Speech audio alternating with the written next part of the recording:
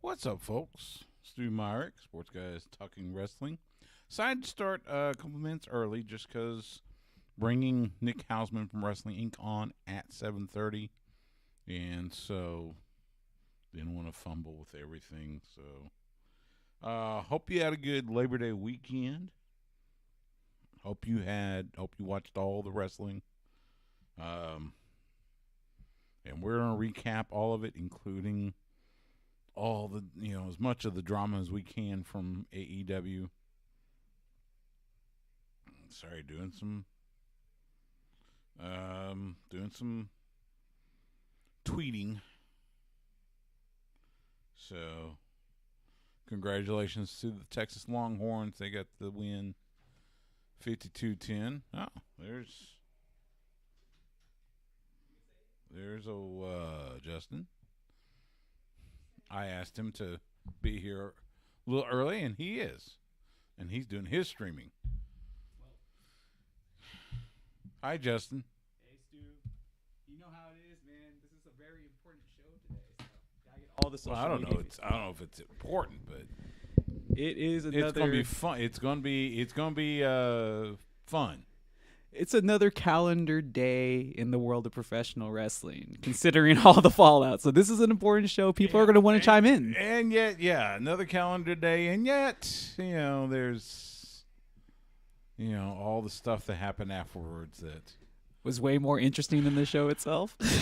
kind of sad. I said it. Sadly, yes. That's kind of. I mean, to think that the return of MJF will be overshadowed By anything?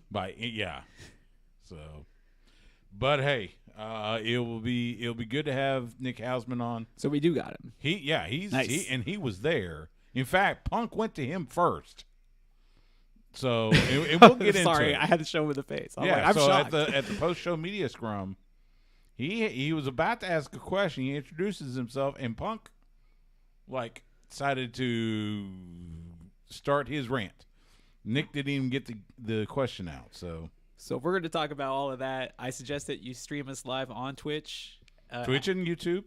SGT. Just search Sports Guys Talking Wrestling if you're Twitch. Twitch is at SGTWATX, just like our Twitter. Oh, and if you see us on Twitter, follow us on Twitter at SGTWATX, and you'll see the link for the live stream. He's at the Smash Simmons. I'm at Stu Myrick. So. But you don't want to miss this one. The broadcaster is at the Horn ATX. But you don't want to miss it. We got Nick. He's got firsthand information here. Yeah. And this is huge, right? Huge. It's going to be fun. I don't know, huge, but there's definitely going to be some stuff. Well, we got a lot to talk about, that's for sure. So hopefully you'll join us. But we'll be talking about all of it. We got some stuff. Thank you. So I will. You're wearing the shirt of the only sane man in AEW apparently right now. I'm just saying. Oh, Dewdrop got bloodied. Wow. Oh, let me add the stickers. All right. Let me call him. Nick. I'll say it's this.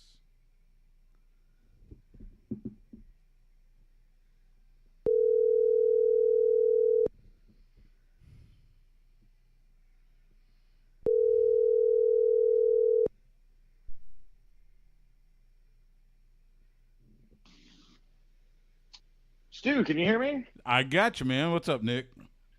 Oh,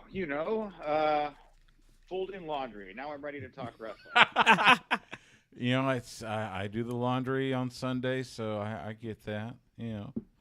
All right. Well, and we're gonna start with the controversy afterwards. So we'll hit. I'm gonna forego all the themes and just go into the intro and bring you in. Okay. Sure. And about how long are we going to go here, Stu? 20, 25, maybe. Perfect. Yeah, that's all right. totally fine. All right. Yep. All right. Here we go. We will start with AEW All Out, which it was a good pay-per-view. It was eventful. not as eventful as what happened afterwards. And someone that was there on site joins us now on the Vaqueros Cafe and Cantina hotline. He is the managing editor for Wrestling Inc. Catch all of his stuff, WrestlingInc.com. It is Nick Hausman. Follow him on Twitter at Nick_Hausman. Nick, so are you and CM Punk going to start trading Christmas cards or something? I feel like I'm on better terms with him than I was. Truthfully. All right, so let's get into this. So, and it's sad, interesting, whatever, that everything that happened after the final bell pretty much overshadowed what happened during the event. But let's talk about this. So, you're in the post-show media scrum with all the assorted media that's there, and kick things off. Tony Khan brings in the new AEW World Champion CM Punk, and I saw a video. I think it may have been Denise Salcedo's, where Mandy O'Donnell, our mutual friend, the lead PR for AEW, hands you the mic, and you're about to ask a question. You introduce yourself. You're about to ask a question, and CM Punk he goes. And he asked you about if you used to do improv and with who, and then of course that's when we brought up Scott Colton, aka Colt Cabana, and then CM Punk just went off. So let's what was just give me your mindset as that was happening. Well, I was processing a lot. I didn't really know exactly where Punk was going at first. I could tell he was upset when he walked into the room, but a lot of wrestlers walk into the scrums upset. If you ever watched the Will Ospreay scrum segment after Forbidden Door, he was very upset, but it kind of seemed like it was for show. You don't really know how to read people when they come in, So he comes in all hot, and from the moment I introduced myself, and then he asked who here thinks they're a journalist, and I'm raising my hand. Everyone else is. I know he's going somewhere. Then when he gets real specific with me and asks me if I'm still doing improv, which is a deep cut. I don't know how many members of the AEW roster know my improv history. Be surprised. I'd be interested to find out.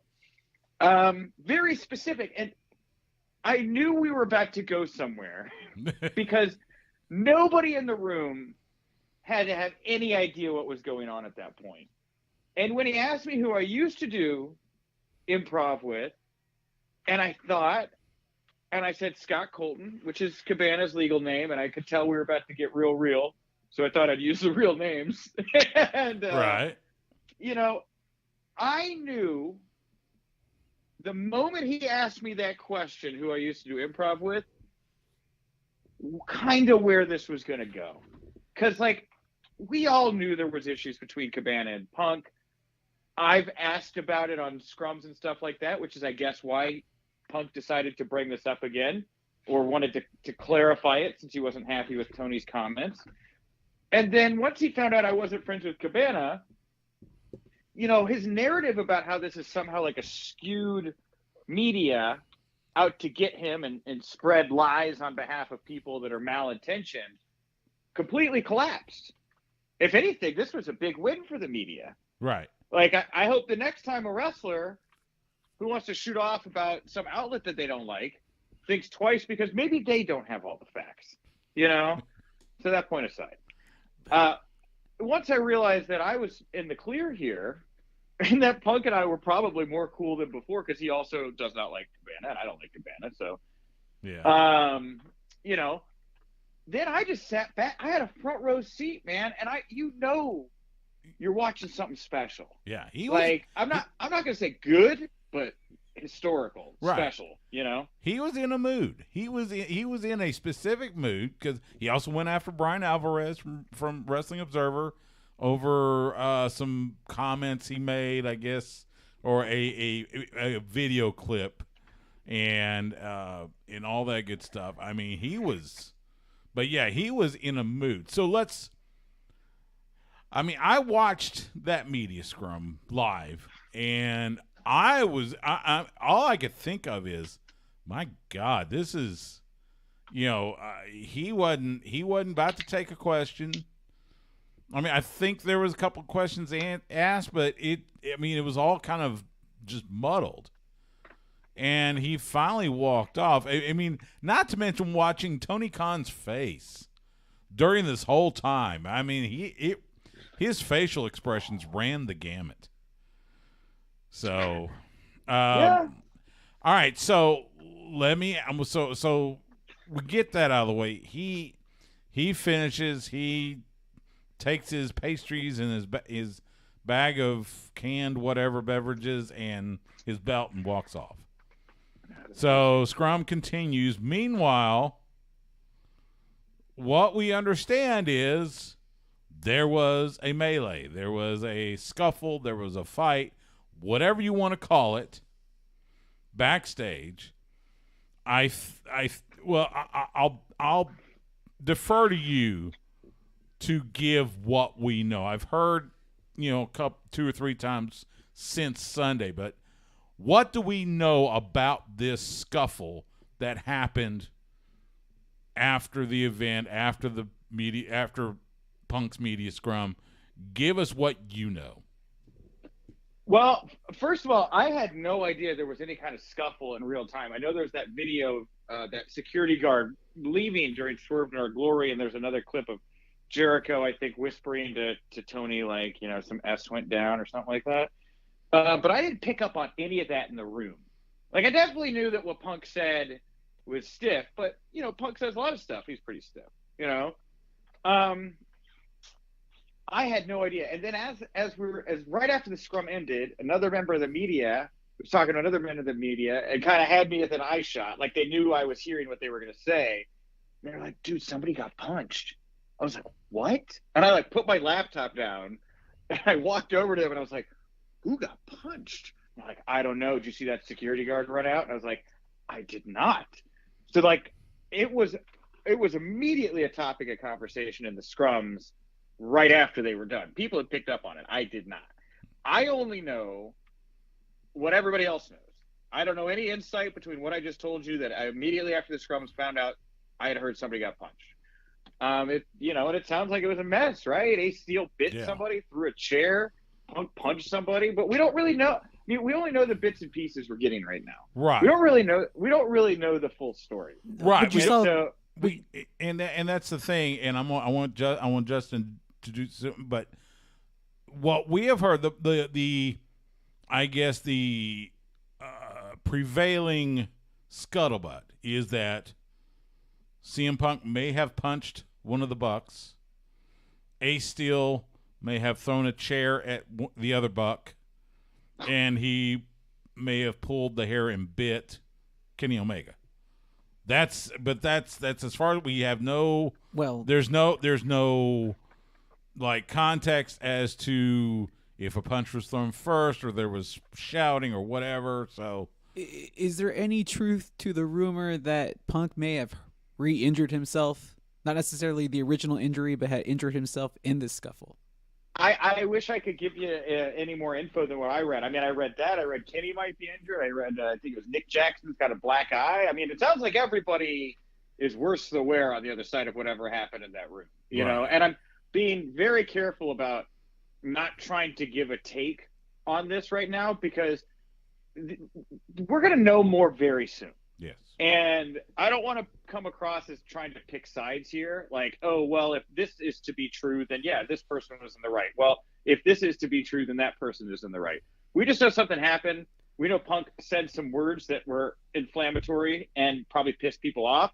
But is that a reason to get physical? And, exactly what are the circumstances that happened backstage? We don't know we don't know a lot of details right now. And allegedly there is a police investigation ongoing. No. The Hausman estate, that I can comment on because I know that, and again, this is just public record. I think it was Fightful that had looked into this. Hausman Estates police had no police reports from All Out. Okay. No police report. The only police report that was filed from All Out, there was apparently a domestic incident involving a family that were there as fans. But that is the only police report that was filed coming out of All Out. There's, to the best of my knowledge, there is no police investigation going into this.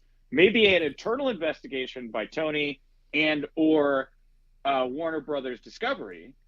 That's a possibility, right? Where they're going to take their own actions. We all saw. Isn't that interesting, right? Maybe Punk goes down because of an internal investigation, just like Vince McMahon. How ironic! Oh wow. But can I ask you this? And I guess you don't necessarily have to give a take, but just in the sense of, is anybody concerned that there's been like physical altercations within this locker room over the past couple of weeks, not just from this not supposedly from just this incident, but some other incidents that have occurred just last week? So it seems kind of like right now, just in general, that while everybody was thinking that this is like a work, it really does seem like things are in disarray. I don't know that I'd use the term disarray, because there's still very competent people there that have an investment there and need this and want this to work. And it's not just Tony Khan. There are a lot of other people involved there. But I think you're right about how the precedent, or not precedent, but just the pattern of these physical altercations breaking up backstage in AEW is certainly, they got to get a handle on. Obviously, there's the Eddie Sammy exchange, but there's been others. There's stuff I've heard about that I can't report because I can't verify, or people don't want it out or whatever.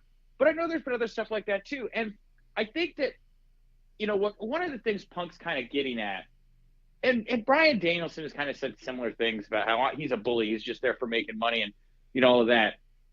The expectation of big money players that want to do business in a big money way.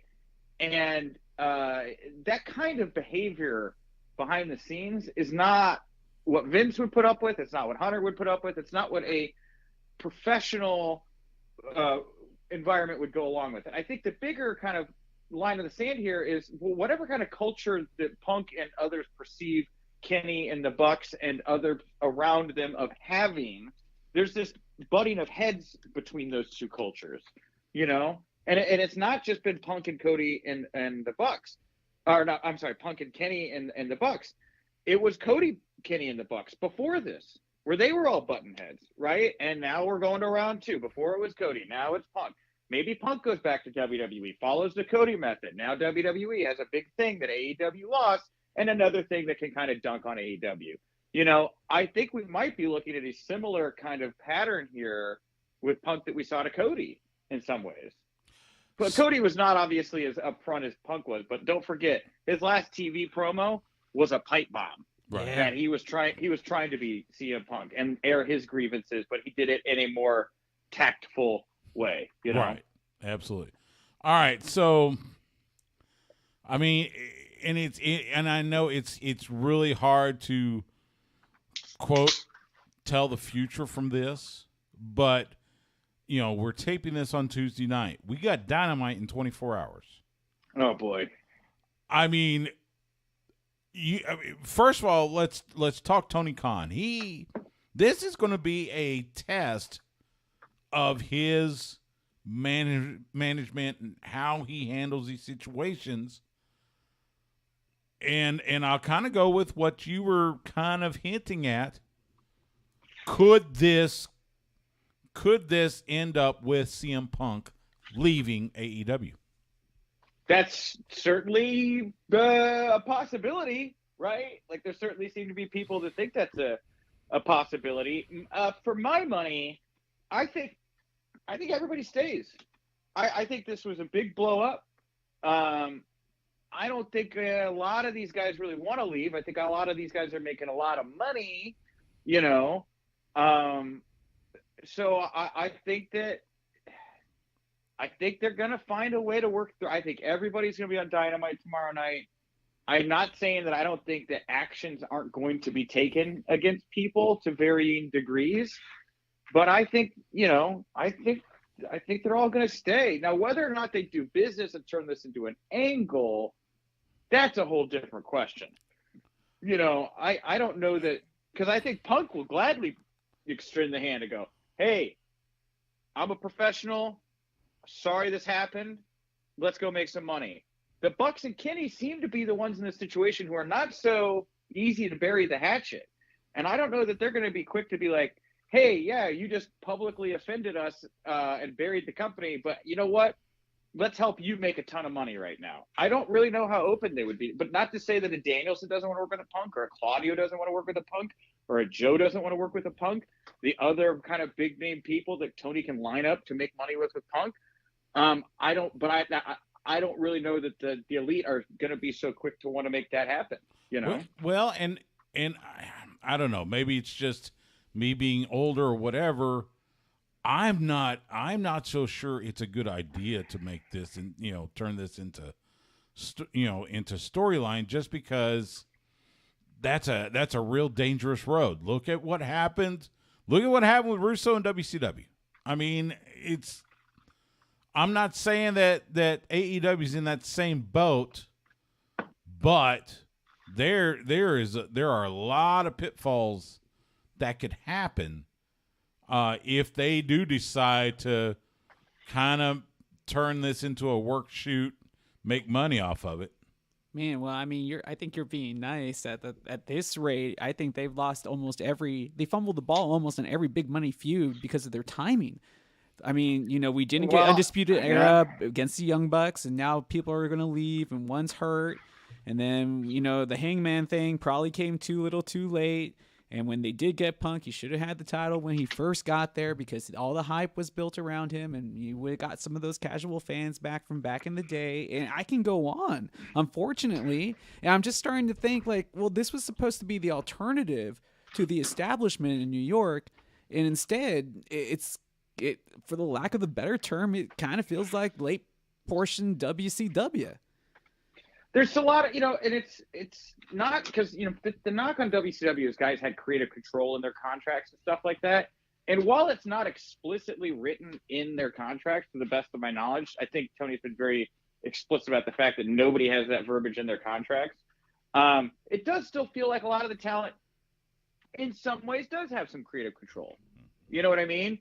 And the lines are less defined there than WWE. And I know that's intentional on Tony's part, but you're right, because of that, because the politics of just, clicks and wrestlers in general, once that starts to get involved in your creative, you do miss out on different things for different reasons. I think a good example of that recently is FTR openly talking about how at Double or Nothing should have been FTR Young Bucks. Yes. For all the belts. Yes. Thank you. Right? Thank you for saying that.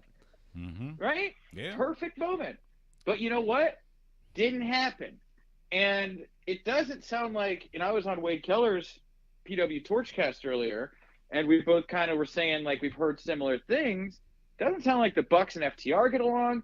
And then you start to think FTR and CM Punk are aligned. You have, the Bucks and Omega on the other side. It sounds like a wrestling storyline, but it's not.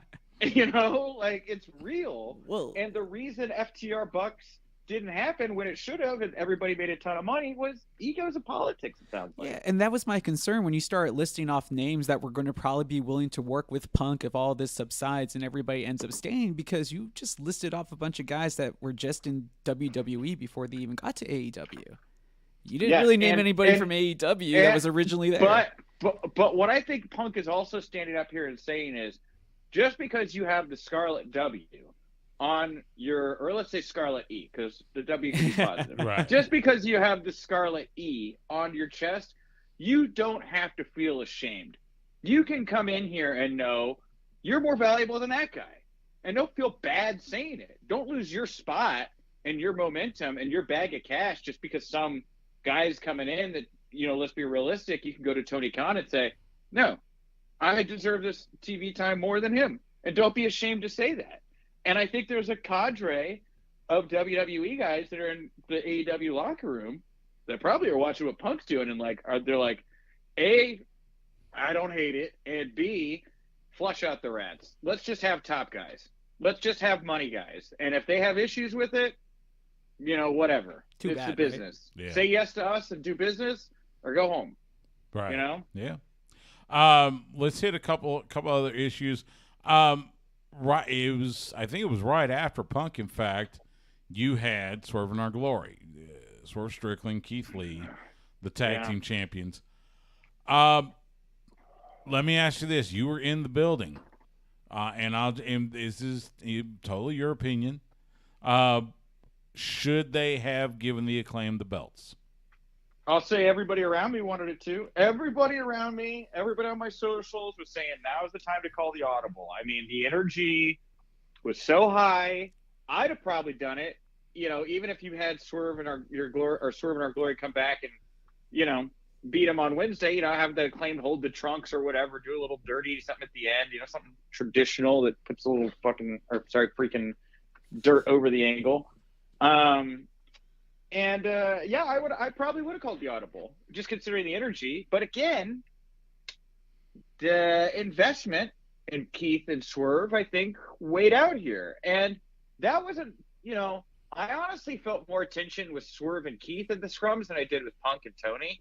And it was because one of the PW Torch reporters asked Tony first about how people thought they should have called an audible. And Tony's like, no, I want to make this about the match. Please direct the questions to the talent. And then they gave me the microphone. I go, I want to follow up on that guy's question. I'll ask it to Keith and Swerve. How do you guys feel about the fact that people thought you should have lost tonight? I didn't even ask it like a kayfabe question. I asked it like a kayfabe question. You know, I didn't ask it like some kind of shoot. And the response to that from everybody on stage was very cold at best. Yeah. You know, Swerve and Keith stiffening their spines. We're Mount Everest. We've deserved this spot. We earned this spot. If these guys really think they can take it, they can come take it. It was a mix of, it was like angry work. It was like an angry work shoot going on. And a lot of shooting going on that night, huh? Well, and I saw criticism of people. I had criticism for people saying, "Oh, how dare you ask these guys a, you know, out of character question when they're in character?" But look, Tony's on stage. Is Tony in character? Is Punk in character? Like, what am I supposed to call balls and strikes here about who I can and can't ask questions to? Like, this seems undefined to me. I understand the criticism, by the way, to anybody out there who has said that about me. I respect your opinion. I totally understand your perspective, but I don't think that's on me to decide, oh, now's the time to ask worked questions. I don't try to ask worked questions. That's not what I do. It's not what I'm paid for. Well, and I've watched enough of those scrums, and I was part of a couple of myself. They're usually not, you know, at least it doesn't seem like they're, quote, in character. It seems like we're getting their real selves. Now, there might be a couple of kayfabe answers, but it seemed pretty genuine. So, and then the story that should have been the top story from the event, but then got way overshadowed, the return of MJF.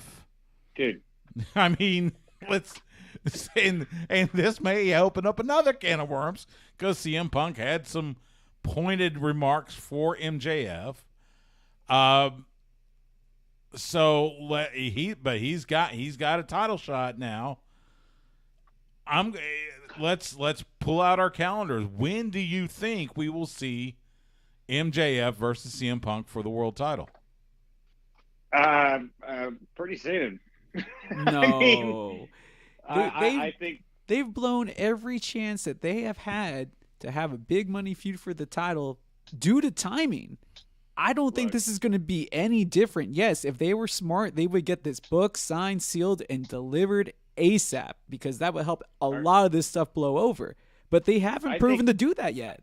I think Tony just wants to get to Arthur Ashe. How do you screw up MJF in New York, Arthur Ashe Stadium, beating CM Punk? How do you screw up the invasion angle in 2001? I mean, it just seems so obvious to me. And I think that Tony just wants to get there, and then he can suspend Punk or fine him or whatever. Do you think it's a coincidence that MJF came back just a little over 90 days after his infamous promo? You think this was all manifested, or do you think that he actually maybe got suspended? And peculiar timing, that's for sure. And you're right. Yeah, Arthur Ashe is in 2 weeks.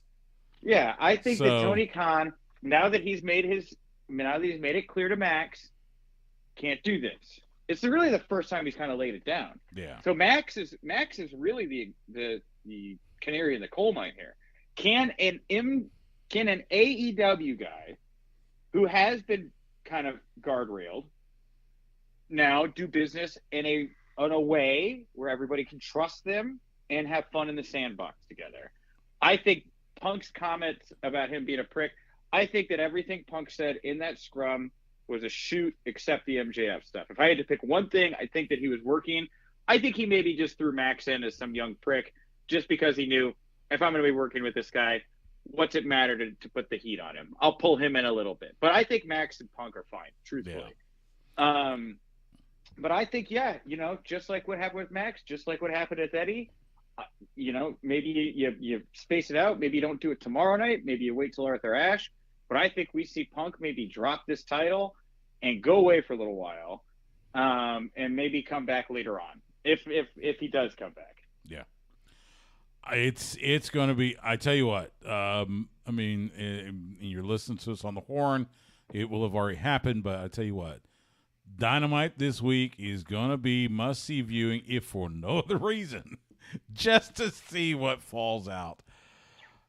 He is Nick Hausman, the managing editor for Wrestling. Oh wait, time out. Stu, What? You said it up top, and I didn't want to interrupt your flow. I'm not the managing editor anymore. Oh, you're not.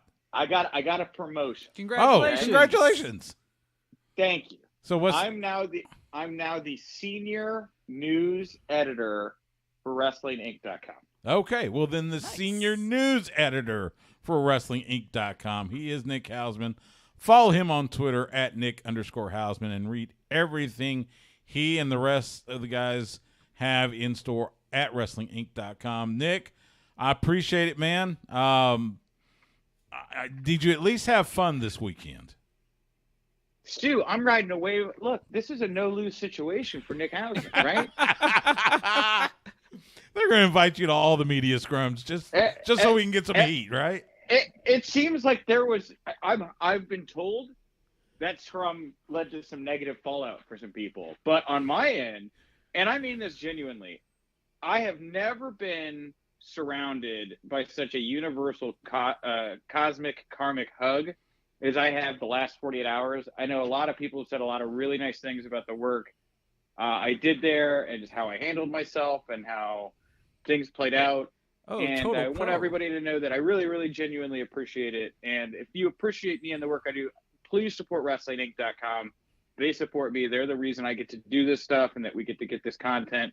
So, support Wrestling Inc. I really genuinely appreciate it. Well, man, you can add my name to the list. You and I have been able to work together so many times, and I always have the utmost respect for you.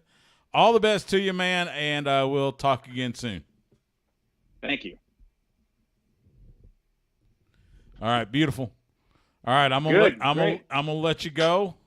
This will air tomorrow night. It'll be on the podcast. All the usual stuff.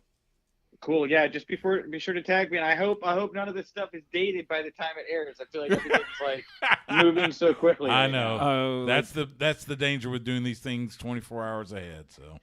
Yeah, but I always appreciate you guys having me on. Justin, thank you so much. I always like talking to you guys. Hey, man, no, I appreciate you and your insight as well, as always. Yeah. All right, Nick, we'll talk to you soon.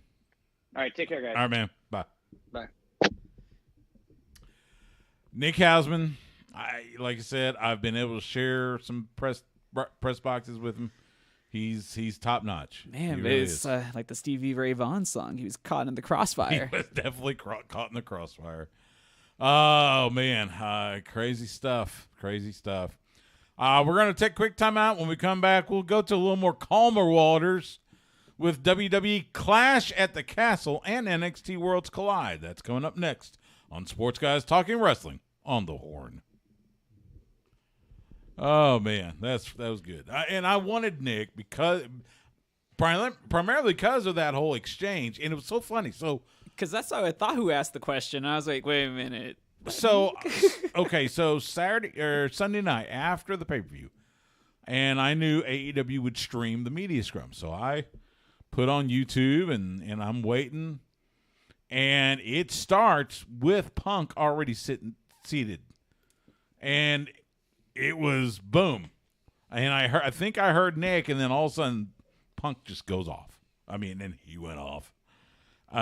It was I just keep on wondering, like, what is like this internal beef, like not internal, but internal, like internal flame, like beef between Punk and what was originally like his best friend, right? They were like best friends at one time.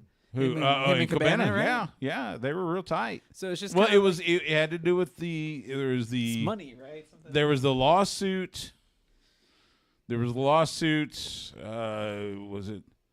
Well, there was 2 lawsuits. WWE he sued WWE.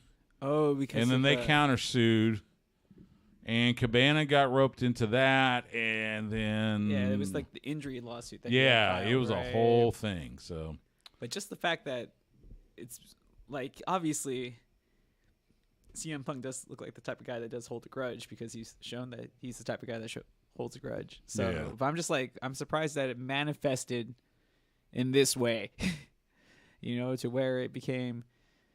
Unfortunately, the most interesting aspect of that whole show. Yeah, it's crazy. And you could have got that for free. You didn't even have to pay for the pay-per-view. Yeah, it was nuts. It really was. So, let's do segment 2 and let's talk some WWE. Let's go a little calmer. Here we go.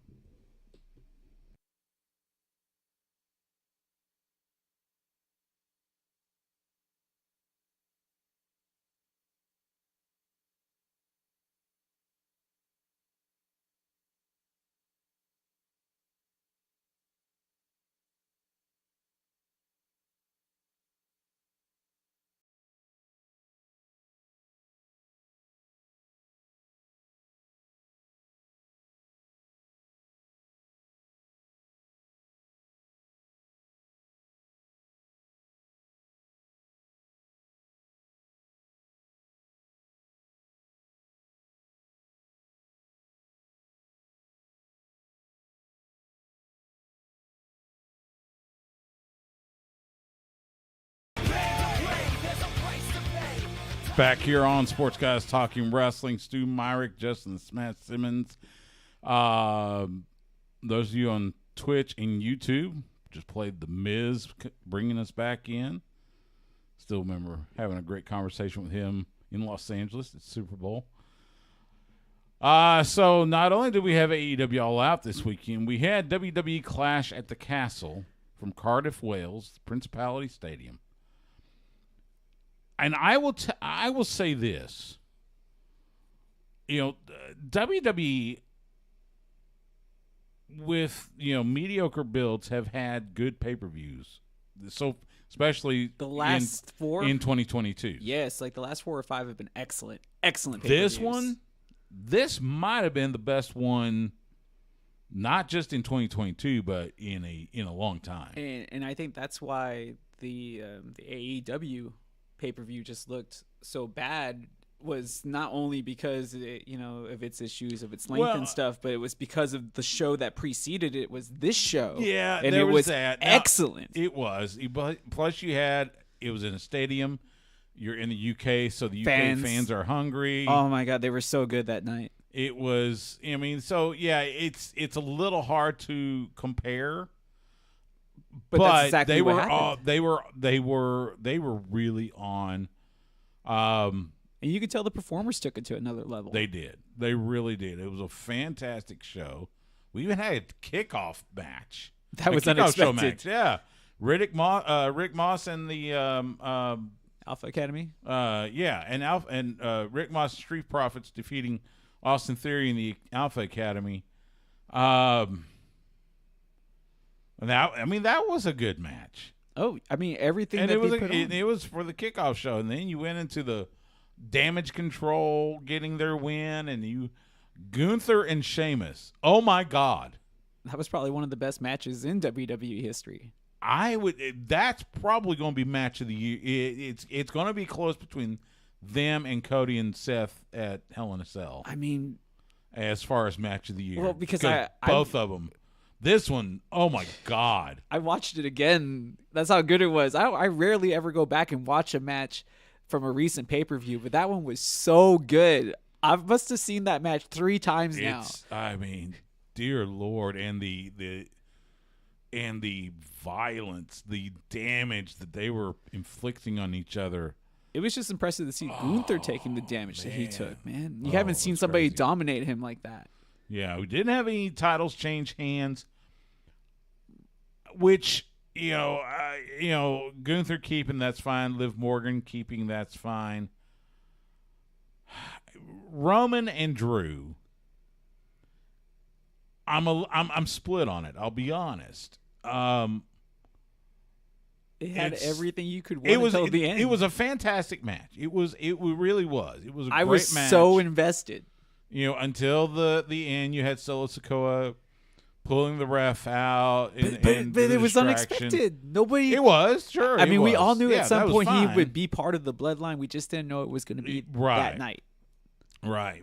But there is, kind of just like what we talked with Nick about, the thing with the AEW tag titles. It really felt like maybe this was the time to pull the trigger, go ahead and take the title off of Roman.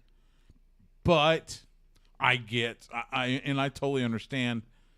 Yeah, but then how do you book going forward? And there's that. Well, we all know the big money is like with The Rock at WrestleMania, right? And even if Roman does take a leave of absence, because he does have a shorter working schedule, and I'm trying to remember who it was. It may have been Sempervive. If it's going to be Roman versus Rock at WrestleMania, does it need a title? I honestly feel like it doesn't need the title, but it really does make it like the main focal point. It means that much more if The Rock can come back and win the title. But, I think it would be, maybe. But then you solidify him as the man, forever the man, as the WWE champion if he wins with the title. So, I mean, like, If who wins? Roman. Yeah, well, and that's true. And you build that is the John Cena moment for him. And then we find our next WWE superstar. I'm still holding out hope it's going to be Cody wins like the Rumble. Yes. And then goes on, wins the title at Mania. It is still a possibility. And that's what I'm kind of hoping for, but we'll see. And hopefully he's ready to go by the Rumble. But yeah, I mean, I definitely see Cody, if he's healthy, by the Rumble, being entered and winning it and picking up where he left off. Yeah. But I mean, isn't this a great problem to have, though? They can go so many directions I know. to the top title. And it's nuts. Because you also have Seth Rollins, who had an awesome match with Matt Riddle. That was a personal match. That got physical. I loved it. Really physical. And he already said on Monday night that their little feud is moving on. And he said, yeah, they're gonna go again. So, all in all, just a fantastic show. It was kind of nice to watch in the afternoon too. That was cool. I'm not gonna lie. But yeah, fantastic show all around. And then you had NXT Worlds Collide on Sunday. Another good show. That was a really good show. I don't think there was any. Maybe the tag title match was. There was a little bit of like suspense, but I don't think anybody felt like Mandy Rose and Braun Breaker were going to lose their titles. No, but I felt like Carmelo Hayes could have possibly lost. And I'm surprised that he didn't. A little, maybe. But man, those guys went at it, though. Yeah. It was really a spectacular sight. No, the matches were fantastic. Oh, and Tyler Bate versus Braun Breaker was really good. That was probably his best match in WWE so far. Yeah, they were great. But like I said, I just don't think anybody, there wasn't a lot of intrigue. Like I said, maybe the tag titles and Pretty Deadly comes out on top. Well, I mean, thanks to the interference from Damon Camp turning on the Creed brothers. Yeah, so it makes you wonder where Roddy's going to be in all this after he was kind of like, pushed out of the way. Well, and that's the thing is it's going to be now the Creed brothers versus Damon Camp and Roderick Strong. But I mean, like Bobby Fish is, not and then and then there's the fact Bobby Fish, he is no longer under contract with AEW. There is one of Hunter's guys. So I'm sure if I would watch the opportunity presented itself, there would be an opening for him. Now, the few whispers I've heard is that Bobby's not really interested in wrestling right now. So understandable. He's Yeah. been doing it for a long time. so But I mean, can you imagine him and Strong going against the Creed brothers though? that, That would be awesome. Yeah, weren't they the tag champs with Undisputed Era? I think it was those. I think it was Fish and Strong. They held the tag titles, and then Kyle had held the North American, and Cole. Adam Cole held the NXT title. So I would have to double check. It's been a while now. yeah, it has been a while. So, but yeah, all in all, it was good action. You know, all the credit to WWE. They really put on 2 really good shows this weekend. And So let me ask you this then: does Europe, specifically the UK, do they deserve a Big 4 pay-per-view or premium live event? So I'm talking about a WrestleMania, Royal Rumble, I guess the Survivor Series, at least a SummerSlam. Do they deserve to have one of the? Because I understand they lose money in the American market. look, and this was when I talked to Simon Miller a couple of weeks ago. Mm-hmm. We talked about how it felt like it was a WrestleMania type weekend in Cardiff. He had a couple of matches, a couple of shows he was wrestling at. Yeah. What Culture did like shows. You had the stuff that you would normally see attached to a WrestleMania weekend. Plus, yes, WWE inflates their numbers, but still. At least 55,000 there, And they were all into it. I could see them getting. I don't know about WrestleMania because they want to make that a 2-night event, even though in New Japan's now brought Wrestle Kingdom back down to 1 night. Did they really? Yes, yeah. This upcoming Wrestle Kingdom in January is going to be 1 night. Okay. 1 night only. Can you imagine? Would this work though? Would it be like 2-night WrestleMania, kind of like how they did WrestleMania 2, but 1 night in the United States and a second night, or No. vice versa in the UK? No, because of the travel. Simple. Well, I mean, you wouldn't have the same. The travel same and rosters. and the time difference. Yeah. You wouldn't have the same. You wouldn't I have suppose, but and that's what would make it so surprising if you did have somebody that showed up on night 1 to night 2, by private jet or something. maybe, but This is no, WWE, yeah, they're gonna want all their eggs in one basket. So I could see them doing maybe a SummerSlam. I could definitely see SummerSlam there. I mean, they definitely deserve a Yeah, Big 4. absolutely. SummerSlam. I would love to see a Royal Rumble in the UK. I bet you it would be nuts. Yeah, I think it would be. One other thing, WWE has elevated Paul Triple H Levesque to Chief Content Officer. They announced that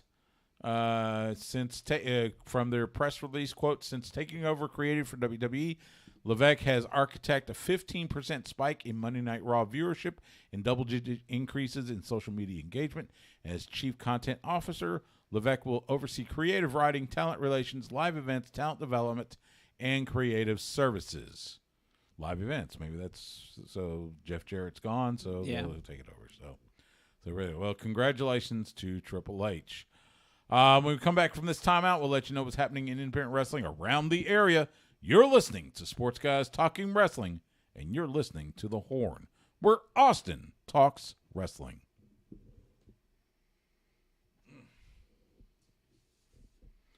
All right.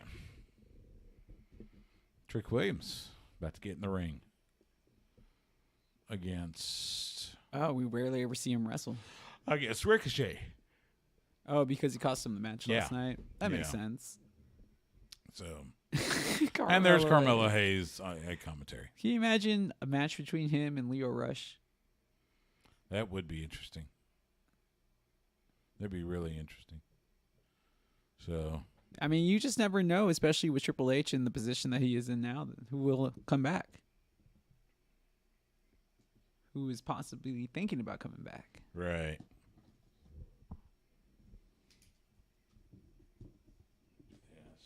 Oh, yeah, I was going to ask, did you get the F-bomb during the 20-something minute? Yes. Not from me, but from Nick. I heard that. we'll bleep that out for radio. So, oh man, all right. So done. Okay, so got about a little over 4 minutes left for the third segment. Go for it. It would just be the independent wrestling and football, and then there we go. So, all right, here we go.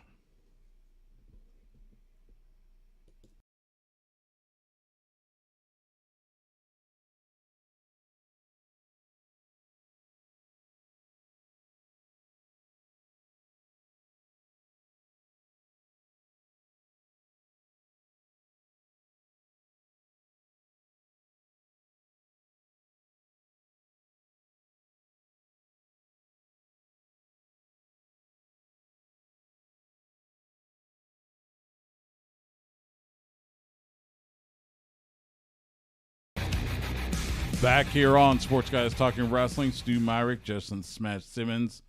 Great stuff from Nick Hausman earlier on AEW. Like I said, I think this week's going to be must-see TV for Dynamite and Rampage. We got a few events to talk about in independent wrestling that's happening. We will start with 360 Pro Wrestling presenting live pro wrestling Saturday at the Dripping Springs Ranch Park in Dripping Springs, just outside of Austin. Bell time 7:30 p.m. Central. Charlie Haas, Moonshine Mantell, Nobi Bryant, Cheddar Ramones, and more. That's 360 Pro Wrestling this Saturday in Dripping Springs. Reality of Wrestling brings you Texas Gold Rush Saturday at Booker T's World Gym Arena in Texas City. Bell time 7 p.m. Central. Ryan Davidson, Will Allday, Stephen Wolf, Danny Limelight, and more. That's Reality of Wrestling this Saturday in Texas City. And Metroplex Wrestling presents Texas Infamous Saturday at the MPX Arena in Bedford. Bell time 8 p.m. Central. Exodus Prime, Brick Savage, Barrett Brown, Angel Camacho, and more.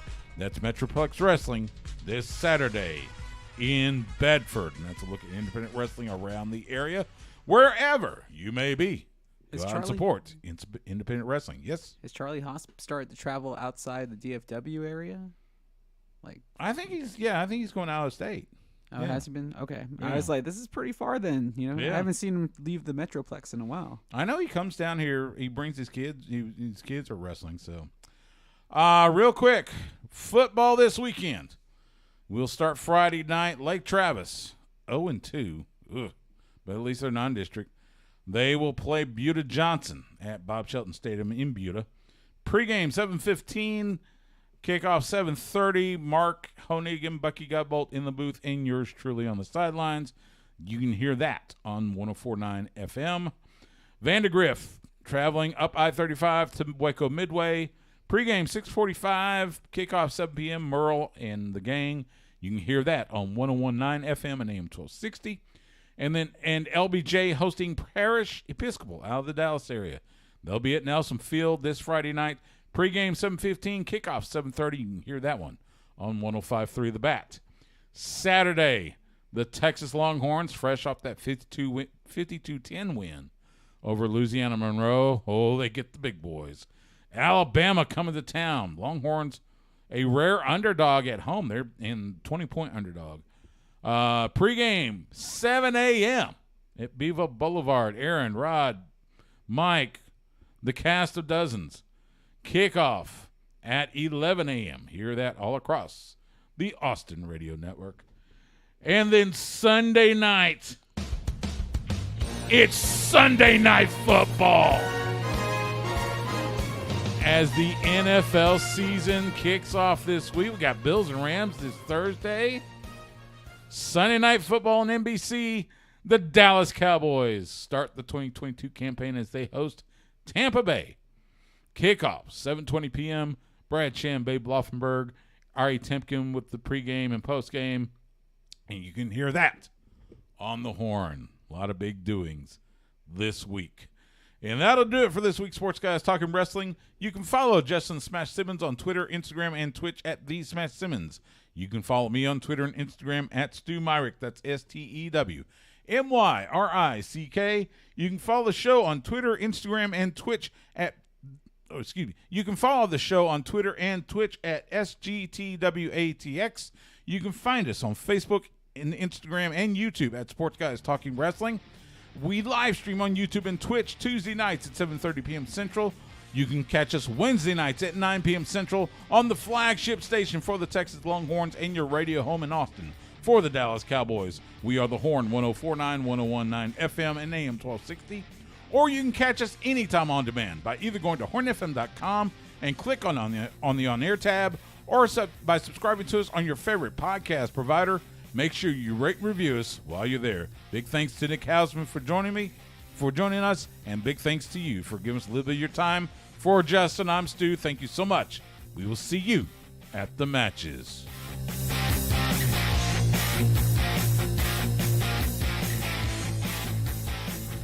Goodbye and good night. Bang! There we go. Yeah, you wonder if he's going to be on the show next week. Who? Not our show, but AEW this coming Wednesday. Who? Punk? No, Kenny. Oh, Kenny? Man, I don't know. They got a lot of questions to answer and a lot of stuff to sort out, and I'll be honest. It doesn't. Yes, there's interest, but it's from the perspective of someone, that does a radio show about wrestling. As a fan, I'm kind of the opinion don't do that. Let's stick to wrestling and. Oh, when you said this was the first thing we were going to cover, I was like, honestly, this is just CM Punk being CM Punk. He's always kind of and that's bristly. Yeah, so that's why I was like, okay, bristly. He's definitely very has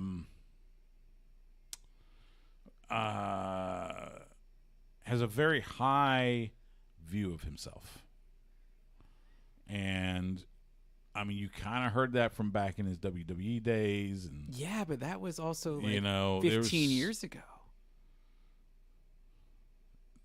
Well, he left WWE in 2014, so it was 8 years ago. Well, but still, but he's not the same performer. Well, no, because he's older. Exactly. But and it's how much? I'm just saying. If your whole company is based around work rate and putting on 5-star matches, and you have this guy who's in his, and I'm not saying it's old because I'm almost there too, but in his 40s, late 40s at this point? Yeah. So, and there, and this, allegedly this all started with Hangman making some comment about workers' rights or something like that in a promo. And then, Punk calls out Hangman, and it was just, But that's understandable in the sense where maybe Hangman will feel a little jilted though, because they built up for this big title run for him, and they put it off, and then he finally got the belt, only for them to bring in Punk, and you already knew that he was an afterthought. Yeah, I think so. And there now, on the other, and again, I'm not taking sides. There is the other side that I've heard AEW referred to as All Friends Wrestling, because it felt like it was basically if you were friends of the Bucks or Kenny or Cody or any of that ilk, then you could get in. Well, it definitely did have that vibe at first.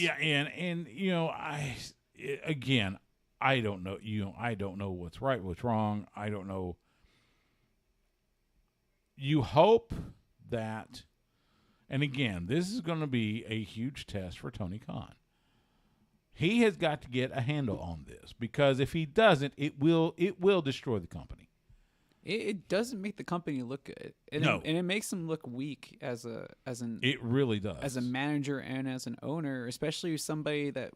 Again, it just comes back to them supposed to be an alternative to at what the time was a very dysfunctional WWE product, and now they're starting to kind of say, smooth out the waters. And it's that's the other thing. It's kind of like, you had AEW up here, WWE, just, and now we're starting to see, we're going the opposite, and like how good WWE can be when it's like functioning at an effective level. Yeah. When there is like little dysfunction as opposed to when it's just in chaos. It's like, wow, they can put out a really good product. And it's just like, I'm a little saddened because AEW has a lot of really good talent that is not being featured properly still. Right. Yeah. And beyond this, like we really didn't get into it, but it's like, what does Ring of Honor mean? It's good that Claudio Castagnoli finally wins a world championship, but what does it mean? Yeah. Look, I have all the love in the world for those three initials for ROH. There was a time when they were they were a really good alternative. They weren't as strong, they weren't as big as AEW is. But man, the stuff they were doing was top level. Well, yeah, it was a true world title because you saw them defending it all over the world. You saw them defending it in New Japan. Yeah, and I mean, and in CMLL, and people from the WWE, regardless of at the time whether Vince watched other products or not, people within that company definitely watched ROH, and they took their best talent. Well, and that's what you're supposed to do. And let's look at some of the top talent in WWE: Seth Rollins, Kevin Owens, Sami Zayn. Yep. And where did they come from? They all came from ROH. Yep. Yeah. Worked for our dear friend Kerry Silken. And I mean, Daniel Bryan doesn't get his type of run without that exposure. You had. I mean, there is. And the influence of the style, because this is at a time when ECW was already out, right. WCW was out, TNA was just kind of coming. And that was something I was going to say about Clash at the Castle. The matches were not WWE matches.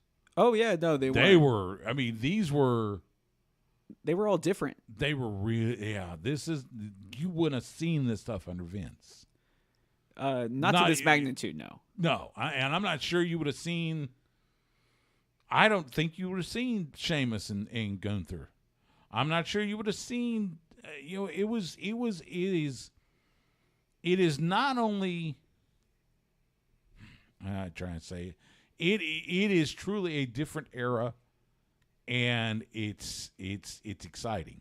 Oh yeah. It really is. I mean, I'm excited to see what they're going to do next, and obviously it's pro wrestling. So does everything hit? No, it's not going to. But and again, that's why I'm.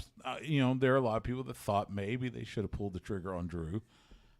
I can see both sides, so it's kind of like. But now we have this interesting storyline where, now we have a new member of the bloodline. Yeah. Are we going to start seeing dissension within, because now it's 3 Usos and 1 Roman? We'll see. Or I guess will he become an Uso? They got Extreme Rules. When is it? October.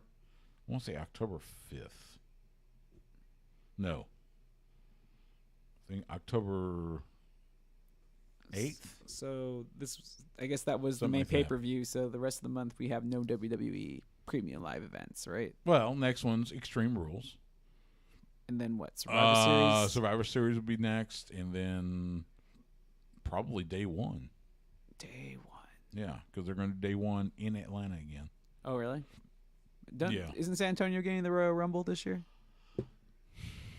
Because if they are, I might go to that. I like going to the Royal Rumble. I can't remember if it's this year or next year. Dude, we have to go. We should go. If the Royal Rumble's in San Antonio, we should go because we know that Cody should be there if he's healthy.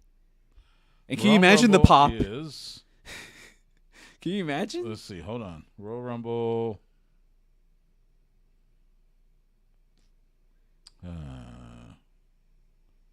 Okay. Royal Rumble. Let's see.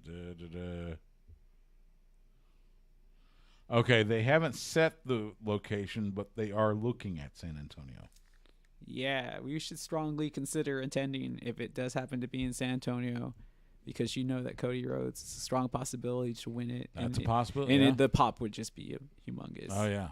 because they'll do it at the Alamodome again, like they did in 2017. Yeah, as they should. And I think that'd be a big cheer for him. So, and I mean, I would imagine. I don't know why, but I thought maybe they're gonna put the Royal Rumble in Boston and then 2024 bring it to San Antonio, but no, allegedly they're looking at San Antonio for this year. I mean, I definitely would take it. I would take it 2023. if we could get it in Texas and San Antonio. I Yeah. would definitely try to go because Yeah. you already know it's going to be a really good event. It is.